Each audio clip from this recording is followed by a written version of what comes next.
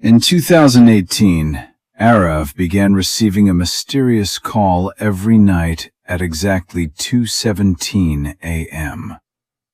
At first, it was just the faint sound of breathing, but soon it turned into a girl's whisper saying, "You forgot me?"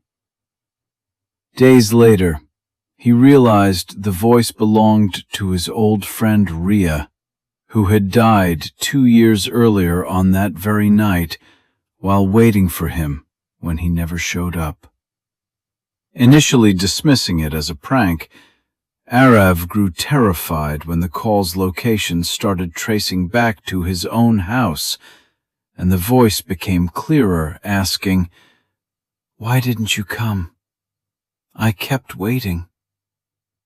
One night, the call simply said, "Come downstairs." And as if pulled by an unseen force, Arav stepped out into the cold, empty street, where he saw a girl in white standing at a distance. As he picked up the phone, the voice whispered, "So you finally came." And in that moment, his phone slipped from his hand, and he vanished. The next morning, police found his phone, and later his lifeless body nearby. But the real truth was hidden in his phone's last recording. Not Ria's voice, but Arav himself crying, confessing, "I didn't mean to push her. She fell. I got scared," revealing that Ria's death was not an accident, but the result of Arav pushing her during an argument, causing her to fall into a dark roadside drain where she died while he covered it up as an accident. But the story didn't end there. The recording's final moments captured Arav's voice trembling as he said, "You're not Ria. Who are you?" Followed by a cold, heavy, unfamiliar voice replying, "Ria left that night.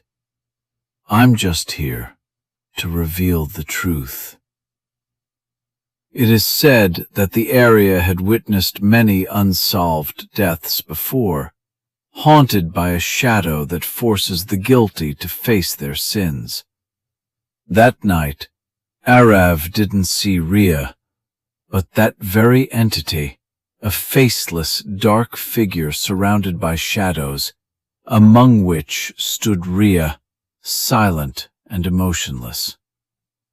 In that moment, Arav realized his punishment wasn't from her, but from his own guilt. As he tried to run, the shadow blocked his path and said, "Truth doesn't hide here. It waits." The next morning, his body was found at the same spot, his face frozen not just in fear of death, but of the truth he had witnessed.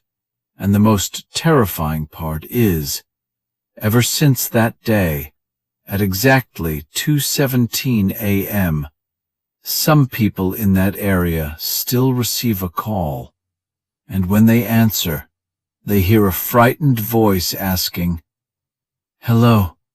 Can you hear me?" A voice that isn't anyone else's, but Arav's, as if he is still trapped there, lost in the darkness of his own truth.